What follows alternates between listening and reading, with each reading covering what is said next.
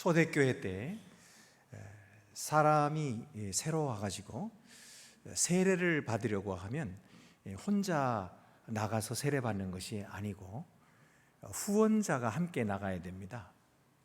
그 후원자가 같이 나가서 이 세례 받는 자와 함께 서서 세례 받는 자를 도와주고 또 그가 세례 받도록 위해서 기도해 주는 것입니다. 사실 이 후원자는 온 교회 공동체가 그 사람에게 이 새신자를 맡겨서 세례받기 전부터 하나님의 말씀을 가르치게 합니다. 그리고 교육시키고 하나님의 말씀이 무엇인지 또 교회 생활은 어떻게 해야 되는지 이렇게 가르치게 하는 거죠. 그렇게 되면 이 새신자가 아주 훌륭한 그런 믿는 자로 태어나는 것입니다. 그리고 그가 계속해서 믿음이 성장하도록 끝까지 뒤에서 보살펴 주는 것이 바로 후원자의 역할입니다. 우리가 잘 아는 어거스틴도 이런 후원을 받았습니다. 암브로스 감독이 목회하는 밀란 교회에서 성도들의 기도와 돌봄 속에서 어거스틴이 세례를 받았습니다. 그때 그는 큰 기쁨과 평안을 느꼈다고 이렇게 그의 고백록에서 말하고 있습니다. 물론 그 당시 세례 당일에는 인류 구원을 위한 당신의 깊으신 계획을 명상하는 데 있어서 그 오묘한 맛을 충분히 맛보지는 못했습니다. 그러나 나는 당신을 찬양하는 찬송과 노래를 듣고 얼마나 많이 울었는지 모릅니다. 그리고 당신 교회의 아름다운 음악 소리에 얼마나 깊이 감명받았는지 모릅니다. 그 노랫소리는 내 귀에 들려왔고 그 진리는 내 마음속에 스며들어 안으로는 내 경건의 감정이 차고 넘쳤고 밖으로는 눈물이 넘쳐 흘렀습니다. 그러나 그것은 행복의 눈물이었습니다. 이렇게 어거스틴이 자기가 세례받던 때를 기억하고 있습니다. 영혼을 맡아서 돌보는 일, 그 영혼을 양육하는 일은 하나님 앞에서 얼마나 귀한 일인지 모릅니다.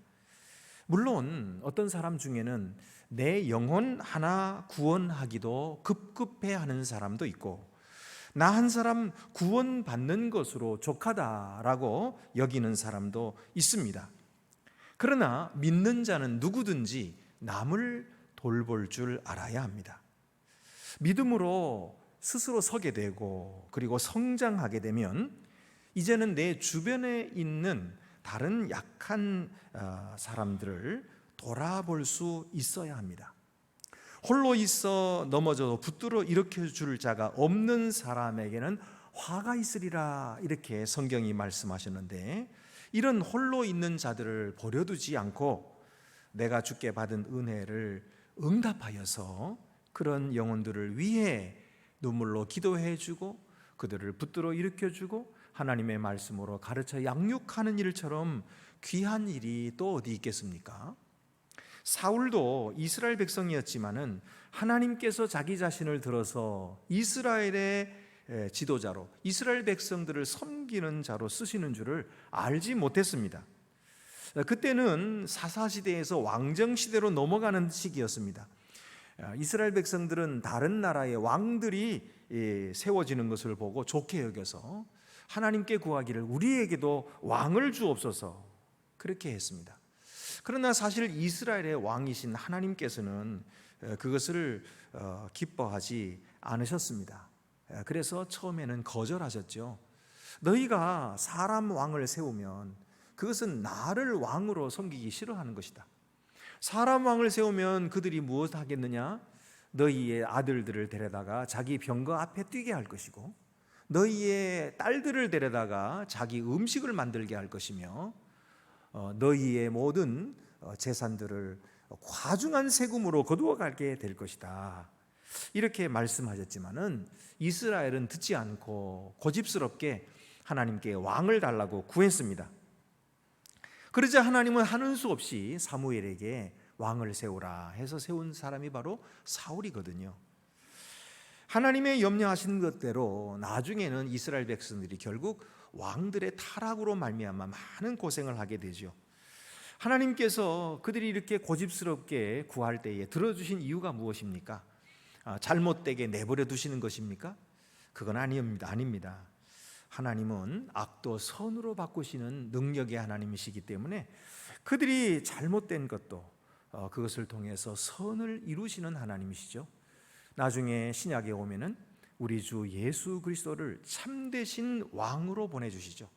평화의 왕으로 오신 예수 그리스도로 말미암아 만민들이 하나님의 법 안에서 통치함을 받고 평화를 누리게 되는 것입니다. 그러면 주의 종으로 쓰임받는 사람들은 어떤 사람들일까요? 첫째로는 하나님이 택하신 사람이 하나님께 쓰임받을 수가 있습니다.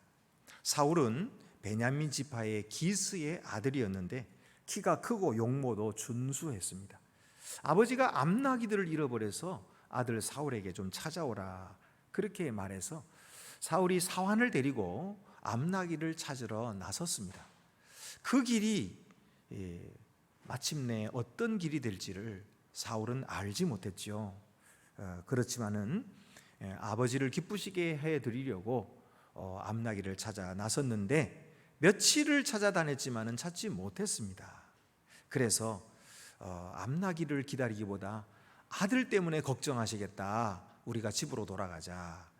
그리고는 아버지를 위해서 집으로 돌아가려 했는데 사환이 말하기를 여기 가까운 고을에 아주 존경받는 선견자 한 분이 계신답니다. 그분이 하는 말은 다 맞는 말씀이라는데 혹시 우리에게 길을 가르쳐 주지 않을까요?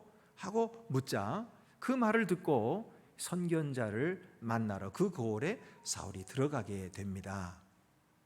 근데 그 선견자가 누구냐 하면 바로 사무엘이었어요. 사무엘 역시도 하나님께 지시를 받았습니다. 사무엘이 들은 말씀은 무엇이었습니까? 16절에 내일 이맘때에 내가 베냐민 땅에서 한 사람을 내게로 보내리니 너는 그에게 기름을 부어 내 백성 이스라엘의 지도자로 삼으라. 이 말씀을 들었어요. 그러니까 이 두 사람은 서로 알지 못하는 사람이었는데 하나님께서는 그들을 만나게 하신 것이죠. 이 일에 어떤 사람도 계획을 세우지 않았습니다. 그러나 하나님께서 뜻하셨고 하나님께서 계획을 세우셨고 하나님께서 이 모든 일들을 이루어 가셨다 하는 것을 우리는 보게 됩니다. 오늘도 인간의 뜻대로 되는 일은 없습니다. 어떤 인간이 어떤 괴계를 꾸미고 꼼수를 계획할지라도 그 계획대로 되지 않습니다. 하나님의 뜻대로 되는 것입니다. 하나님은 우리에게 큰 복을 주시려는 뜻을 가지고 계십니다. 우리를 저주하거나 잘못되게 하시려는 것이 아닙니다. 우리를 사랑하시고 우리에게 복 주시려 하시는 것입니다.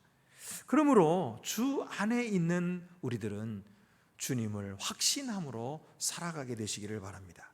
주님께서 주관하신다, 하나님의 뜻대로 이루어진다, 하나님이 나를 사랑하신다고 믿으십시다. 하나님께서 나를 부르셨다, 하나님께서 나를 택하여 주셨다라고 믿는 이 믿음이야말로 주님의 일을 하는데 필수적인 것이죠. 두 번째로는 겸손한 사람을 쓰십니다. 16절 말씀에 보면은 하나님이 내 백성 이스라엘의 지도자로 내 백성을 블레셋 사람의 손에서 내 백성의 부르짖음이 이렇게 세 번씩이나 내 백성이라고 부르고 계십니다. 하나님은 자기 백성을 얼마나 사랑하시는지 몰라요. 이 자기 백성을 누구에게 맡겨서 다스리게 하시겠다는 것입니까? 사울에게 맡기시겠다는 거예요. 근데 사울은 얼마나 미약한 존재입니까? 사무엘이 사울에게 이렇게 말했습니다. 온 이스라엘이 사모하는 자가 누구냐? 너와 내 아버지의 온 집이 아니냐 하면서 사울이 왕이 될 것을 암시했습니다. 그런데 이 말을 사울은 알아들었어요. 그리고는 뭐라고 대답합니까? 나는 이스라엘 지파의 가장 작은 지파 베냐민 사람이 아니니까, 또 나의 가족은 베냐민 지파 모든 가족 중 가장 미약하지 아니하나이까. 당신이 어찌하여 내게 이같이 말씀하시나이까? 나는 왕이 될 사람이 못 됩니다. 나는 그럴 만한 자격이 없습니다. 합당치 않다고 말하고 있는 것이죠.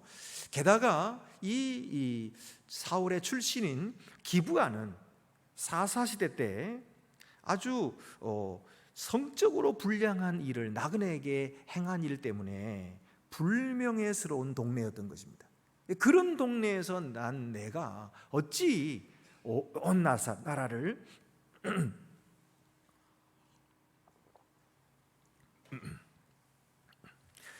다스리는 왕이 될 수가 있겠습니까? 라고 물었던 것입니다. 그러나 주님은 가장 작은 자를 들어서 하나님의 일을 시키시는 것입니다. 그러므로 여러분, 우리가 하나님께 쓰임받기 위해서는 언제나 겸손한 자가 되어야 됩니다. 나는 할 만한 사람입니다. 나는 경험도 있고 나는 지식도 있고 능력도 있으니 주의 일을 얼마든지 할 수 있습니다 라고 말하는 사람이 있다면 그는 자격이 없는 것입니다. 왜냐하면 주님의 일이란 그렇게 자기 능력으로 할 수 있는 일이 못 되기 때문입니다. 그러면은 능력이 있으면서도 나는 능력이 없습니다, 나는 지식도 없습니다, 나는 경험도 없습니다 이렇게 말해야 되나요? 아닙니다. 그건 거짓말입니다. 그거는 거짓 겸손입니다. 자기가 능력이 있는 줄 알면서 나는 능력이 없다라고 말하는 것은 거짓 겸손이에요. 하나님은 참으로 겸손한 자를 찾으시는데 그 참으로 겸손한다는 것은 무엇입니까? 나의 능력도 알고 나의 재능이 있는 줄도 알지만 주님이 함께하지 아니하시면 나의 이 능력 재능이 무슨 소용이 있겠습니까? 아무것도 아닙니다 라고 깊이 인정하는 것이 겸손입니다. 주님의 일은 너무나 크고 중해서 나의 능력을 거기에 비하면 아무것도 아닙니다 라는 사실을 알고 고백하며 낮은 마음으로 자기 자신을 주께 드리는 것, 이것이 겸손인 거예요. 비록 내게는 능력이 없을지라도 하나님이 함께 하시면 모든 일을 감당할 수 있겠습니다 라고 고백하는 것이 진정한 겸손인 거예요.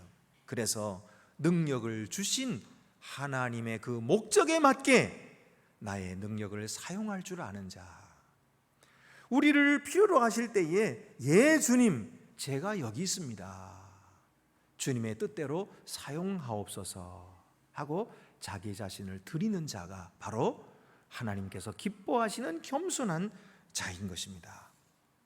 예수님께서 유월절이 가까이 오셨을 때에 이제 제자들을 데리고 예루살렘으로 들어가시면서 너희가 먼저 앞서 마을에 가서 나귀가 메인 것을 볼 텐데 풀어 가지고 내게로 끌고 오너라 그랬어요. 제자들이 그 명령을 따라서 가봤더니 나귀가 메어 있었어요. 그래서 그걸 풀어서 끌고 오려 했더니 주인이 보고서는 여보시오, 당신은 왜 우리 나귀를 풀어 가져가십니까? 묻는 거예요. 그래서 제자들이 주께서 쓰신다고 하십니다. 그랬더니 그 말을 듣고서는 가져가시오. 그리고 보내주는 거예요. 참 놀라운 일이죠.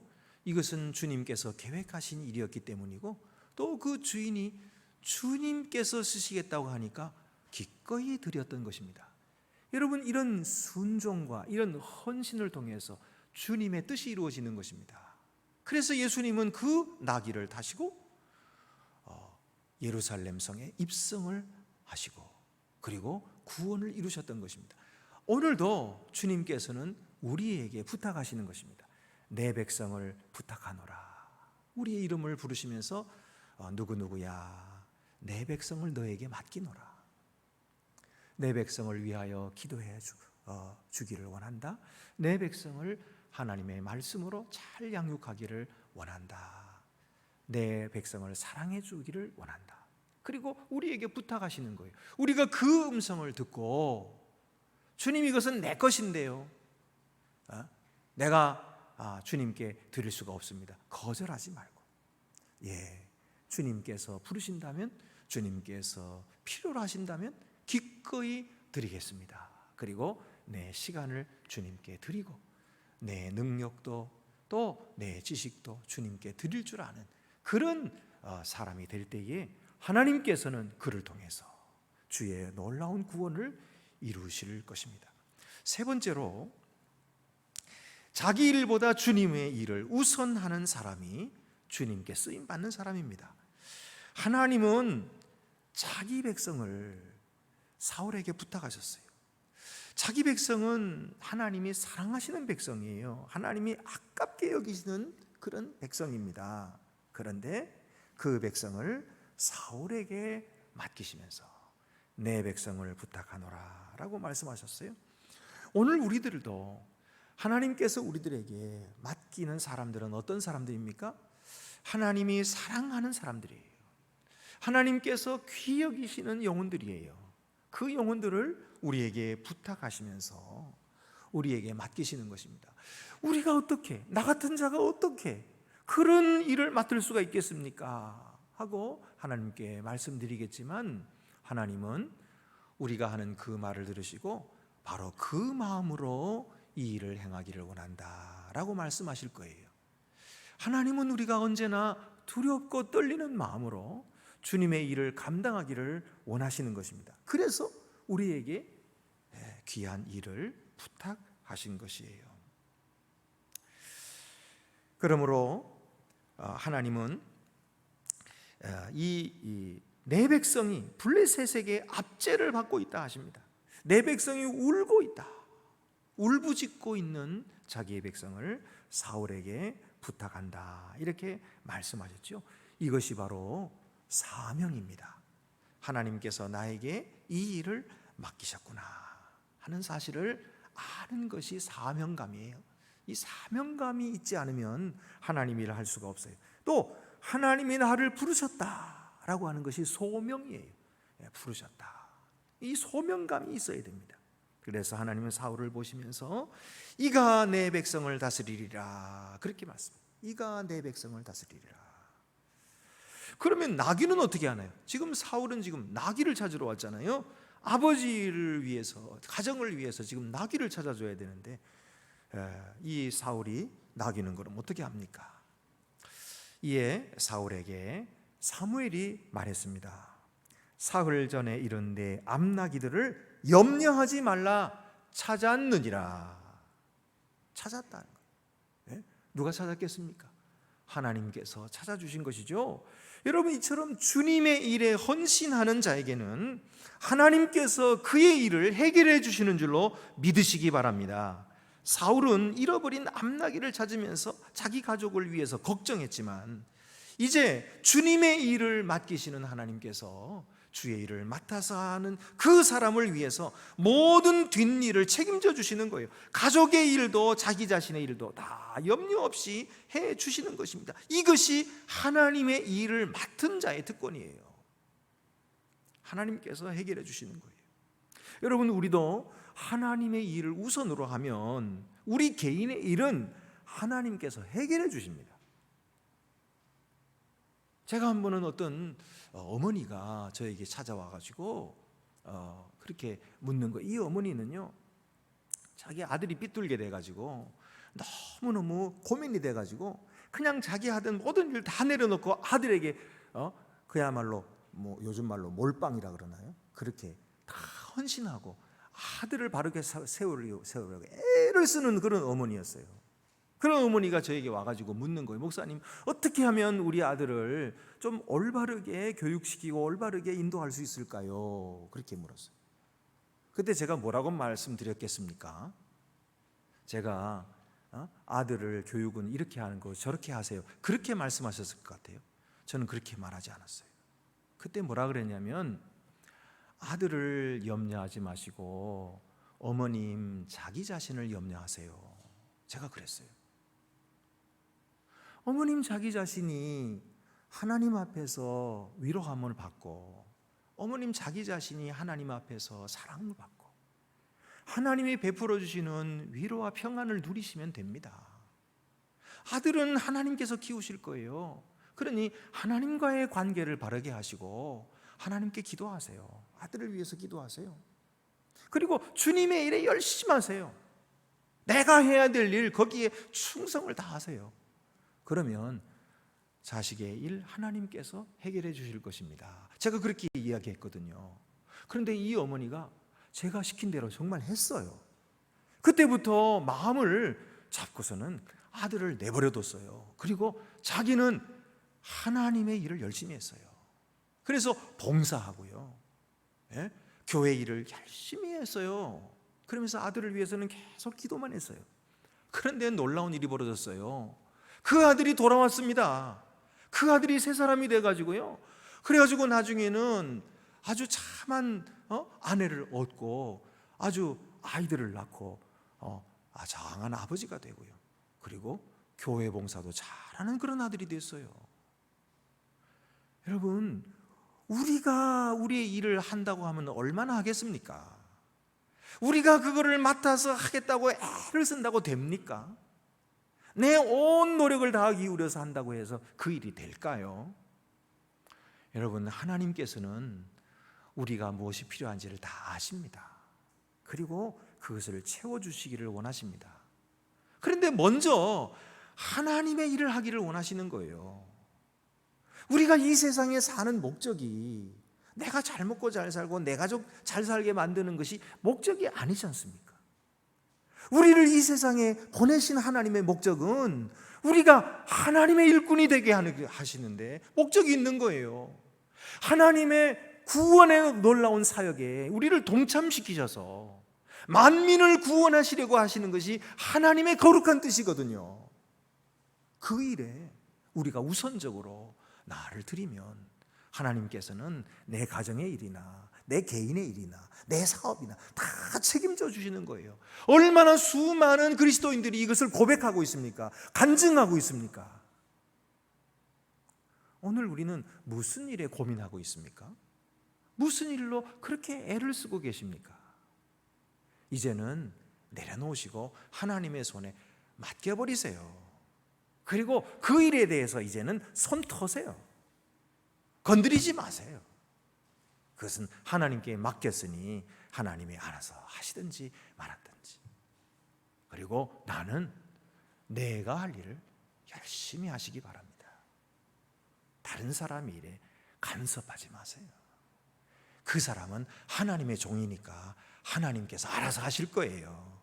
거기다가 밤나라 배나라 하지 말고 나는 내가 할 일, 하나님 앞에 충성을 다할 일, 하나님 앞에 나를 드리는 일, 하나님을 사랑하는 일, 마음과 뜻과 정성을 다하여 주님을 섬기는 일에 최선을 다하세요. 후회 없이 한번 일해보세요. 그러면 내 모든 일을 하나님께서 알아서 정리해 주시고 해결해 주시고 풍성케 하시는 것을 경험하게 될 것입니다. 하나님은 오늘도 자기의 사랑하는 백성들을 돌볼 자를 찾고 계십니다. 나 한 사람 구원받는 일로 만족하지 맙시다. 내 생명만 겨우 건지면 그거는 부끄러운 구원인 것입니다. 다니엘서 12장 3절 말씀에 많은 사람을 옳은 대로 돌아오게 한 자는 별과 같이 영원토록 빛나리라, 그렇게 말씀하셨어요. 사도 바울도 자기는 하나님의 교회를 핍박한 자라고 하나님의 사도가 될 자격이 없다고 말했어요. 그러나 사도 바울은 자기의 온 삶을 하나님께 드려서 주의 복음을 전파하는 일에 힘썼던 것입니다. 그래서 하나님께서는 그를 통하여 큰 영광을 받으셨죠.